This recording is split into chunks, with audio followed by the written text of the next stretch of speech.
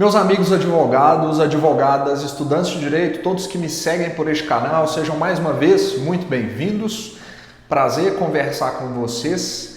E o tema de hoje tem se tornado um tema muito latente na advocacia, de forma geral, e também não só na advocacia, mas em grande parte das empresas. E o tema de hoje é: preciso sair do operacional. Eu vou aproveitar que eu estou aqui à paisana, hoje em dia sem atendimentos, para poder conversar com vocês a respeito desse grande mantra que vem sendo discutido e proliferado e vociferado, principalmente aqui nas redes sociais. Eu tenho escutado muitos colegas advogados dizendo que o único caminho possível para que um escritório seja eficiente, para que um escritório seja rentável, é você de fato abandonar a parte técnica, abandonar o operacional e viver plenamente na praia ou tomando exclusivamente decisões estratégicas. E eu tenho uma visão um pouco diferente disso e eu quero expor para vocês e conversar com vocês a respeito disso hoje. Bom, então, na minha perspectiva, a primeira coisa que a gente precisa quebrar em termos de paradigma é o que é sair do operacional efetivamente. É claro que quando você se torna gestor de um escritório, quando você tem equipe, quando você tem outras pessoas, além daquelas funções técnicas de peticionamento, de atendimento de cliente, de comercial, você precisa ter tempo para poder fazer todas aquelas outras coisas. Então, você precisa ter tempo para poder fazer a parte financeira do escritório, você precisa ter tempo para poder pensar questões estratégicas como prospecção, como geração de autoridade, se faz sentido ter rede social, se não faz, enfim, todas essas coisas que reunidas formam um escritório de advocacia, que assim como qualquer outra empresa de serviços, tem não só o peticionamento ou as entregas técnicas como uma das suas partes, mas também engloba outras questões gerenciais, outras questões administrativas. Então, se a ideia de sair do operacional é você se distanciar completamente dessas atividades, ponto número 1, talvez seja uma das maiores besteiras que eu já escutei. Agora, de fato, o que nós precisamos pensar é com relação à alocação do tempo. O advogado, principalmente em escritórios pequenos, ele tem diversas atribuições que são relacionadas às mais diversas atividades, sobre as quais eu acabei de falar aqui. E, portanto, para que ele possa desempenhar bem todas essas atividades, é natural que ele faça uma alocação racional do tempo dele. Então, ele precisa priorizar aquilo que é mais importante para o escritório dele naquele determinado momento. E o que eu quero dizer objetivamente com isso? É natural que no início do seu escritório você dedique mais tempo àquelas atividades que são técnicas. Afinal de contas, você, na maioria das vezes, vai ser a única pessoa e, de fato, é aquilo que é a sua profissão, né? Nós somos, por essência, advogados. Nós fornecemos serviços jurídicos e, portanto, se sou eu a única pessoa do meu escritório, eu preciso, que tem como core oferecer serviços jurídicos, eu preciso dedicar a maior parte do meu tempo para essa atividade. Com a evolução do escritório, e eu não acho que isso é a forma ou o caminho de você gerar receita, aumentar o faturamento, eu acho que isso é proporcional ou isso é gradual, melhor dizendo. Conforme o escritório cresce, conforme há um amadurecimento dos processos internos do escritório e outras pessoas se juntam à equipe, é natural que aquela pessoa que esteja à frente da gestão, ela precise alocar uma maior parte do tempo dela nessas outras funções e uma menor parte nas funções que são privativas, digamos assim, do advogado e do estagiário, enfim, aquelas funções que são mais técnicas, de entregas de serviços efetivamente. Mas isso não quer dizer que você deva sair completamente do operacional. Eu acredito que você, por maior que seja o escritório, mesmo que você tenha 20, 30, 40 advogados, o gestor precisa necessariamente estar de alguma forma no operacional e tendo contato diuturno, um contato recorrente com as entregas que são feitas no escritório, para que ele possa de fato aferir o nível de qualidade e principalmente para que ele não possa perder a dinâmica de ser advogado, né? Quando você se afasta dessas atribuições, quando você se afasta completamente de peticionar, quando você se afasta completamente de atendimento do cliente, quando você se afasta completamente de realizar um contrato, de participar de uma determinada reunião, eu entendo que você deixa a cada dia de ser advogado. Afinal de contas, o estudo contínuo e todas essas mudanças pelas quais o direito passa fazem parte de quem nós somos e quem o escritório é dentro do fornecimento de serviços jurídicos. E, portanto, eu acho que é uma grande besteira falar que para o seu escritório prosperar, você precisa sair do operacional. Eu acredito sim que você vai precisar alocar um tempo maior das suas horas de forma mais estratégica. Você vai ter outras atribuições que são mais importantes naquele determinado momento do que fazer uma petição de especificação de provas, do que fazer um distrato de um contrato simples. Mas eu não acredito que é isso de fato que vai transformar o seu escritório, que vai transformar o seu negócio ativamente. Eu acho que o processo de afastamento ou de distribuição mais racional das horas, ela parte primeiro de um crescimento do escritório. E aí, naturalmente, você vai cumprindo menos atividades técnicas do que você cumpria no início, até porque você vai ter um time, você vai ter equipe, enfim. E ainda falando sobre isso, ainda nessa vertente, eu acho que quando a gente sai completamente do operacional, e eu já trabalhei, principalmente quando eu era estagiário, em escritórios grandes, em que o gestor não estava ali no dia a dia ou na prática, eu acredito muito que há uma perda da sensibilidade do advogado com relação ao que é efetivamente qualidade para o cliente.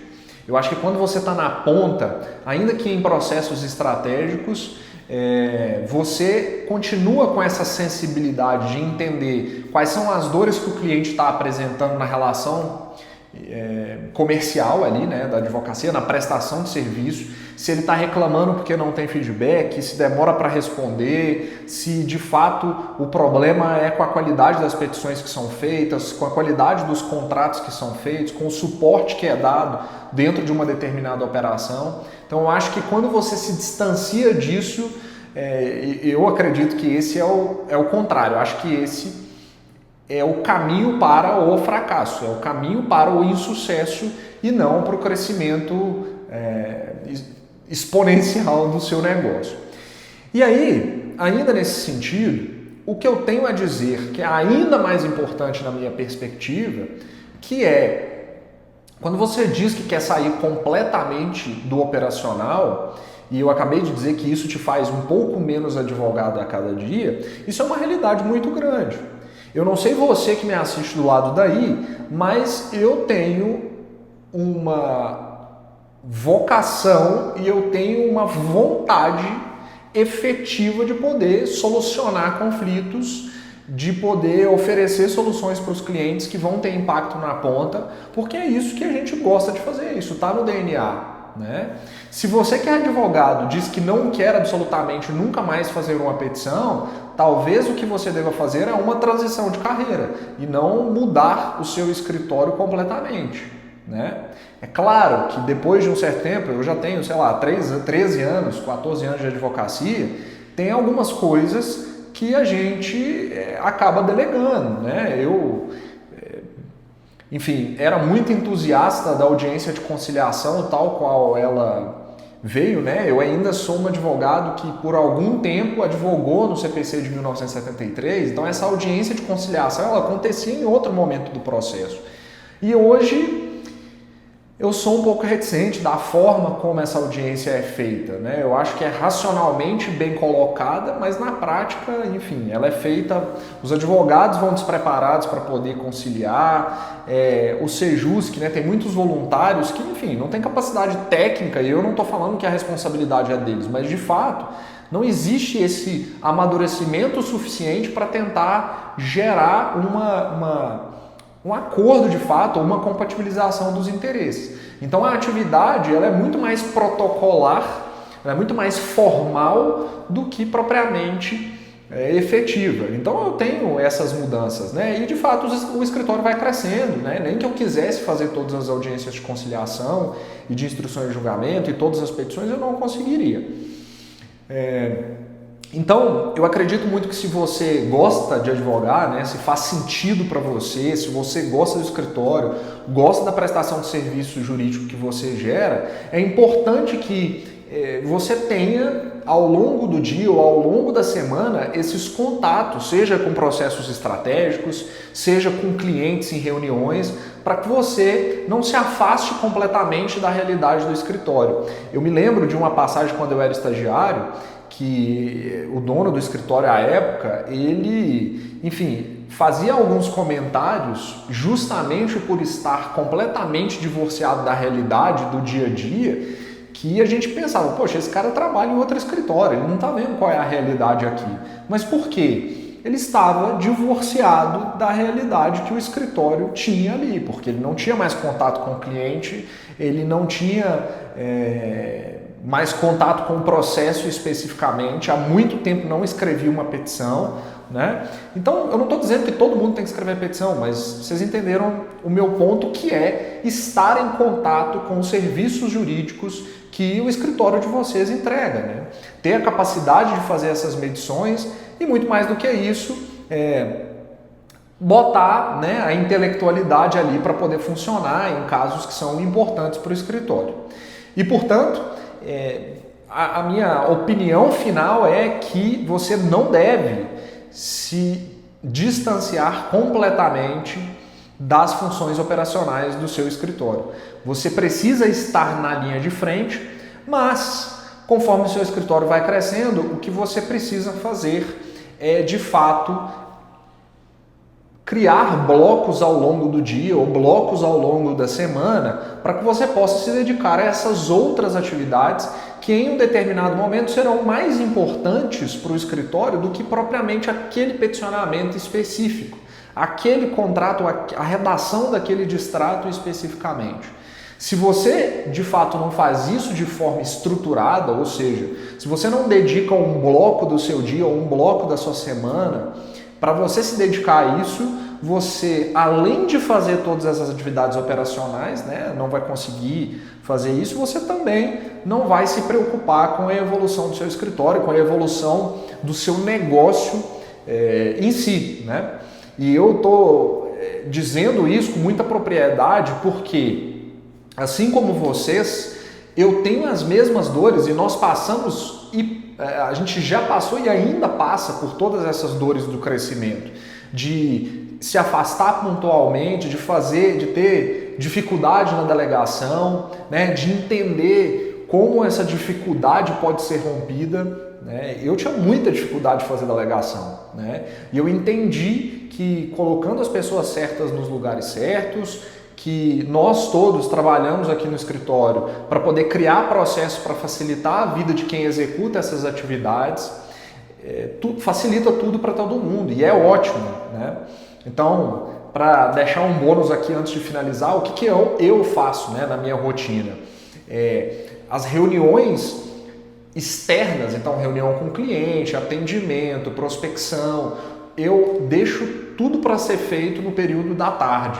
E, portanto, há um bloqueio da minha agenda e pela manhã eu vou cuidar das questões técnicas, eu vou cuidar das questões internas do escritório, eu vou me dedicar às questões estratégicas, eu preciso fazer, às vezes, um recurso muito importante, eu preciso me planejar para uma reunião, eu preciso fazer uma reunião interna para poder fazer a aferição de indicadores, então eu uso as minhas manhãs para poder fazer isso. E aí na parte da tarde é loucura, né, gente? É atendimento para tudo enquanto é lado, enfim, responder o WhatsApp, que a gente ainda tem esse contato, pelo próprio perfil que o escritório tem. Enfim, essa é a forma que deu certo pra gente, essa é a forma que eu tenho caminhado e minha vida melhorou demais depois que eu fiz isso, né, que eu tracei essa organização. E eu digo mais, as meninas, né, que trabalham aqui no escritório, e depois eu quero fazer até um vídeo aqui e trazê-las também para a gente poder conversar um pouco sobre isso, como que é a experiência delas, né, enfim. A vida delas melhorou muito também, porque a gente tem, quando nós centralizamos muito, o péssimo hábito, né, e a falsa ideia de que as coisas não são feitas porque não somos nós quem estamos fazendo. E isso é uma bobagem absurda, né? Na verdade, as coisas não saem principalmente como nós, quando nós fazemos, né, ou iguais a quando nós fazemos, porque existe uma ruptura de informação. Quando o cliente me passa uma mensagem, essa mensagem ela vai sendo descaracterizada. E, portanto, todas essas informações que chegam lá na ponta, elas chegam de uma forma diferente. Então, aquilo sai de forma diferente porque essas informações não foram acessadas. Então, a gente foi criando um processo, enfim, foi melhorando. E eu acho que esse é um caminho natural, né? Vocês precisam se preocupar com isso e precisa estar entre as tarefas essa priorização do tempo de vocês conforme o escritório vai evoluindo. Agora eu quero saber de você que está aí do outro lado, o que você pensa a respeito disso? Está sufocado até a tampa, está aí no escritório com um monte de tarefa, não sabe o que fazer, enfim. Essa metodologia que eu falei para vocês e tantas outras mais, você consegue assistir um monte de aula participando da comunidade do Caixa Preta da Advocacia.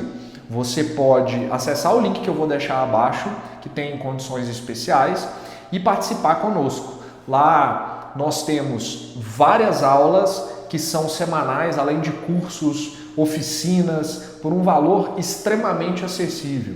Salvo o melhor juízo, nós temos quase 200 aulas e disponíveis sobre todos os assuntos: comercial, precificação, sociedade de advogados, e esse é um convite absurdo e um convite muito fervoroso para que você possa estar lá conosco e participar disso, tá bom? Um grande abraço, até a próxima semana.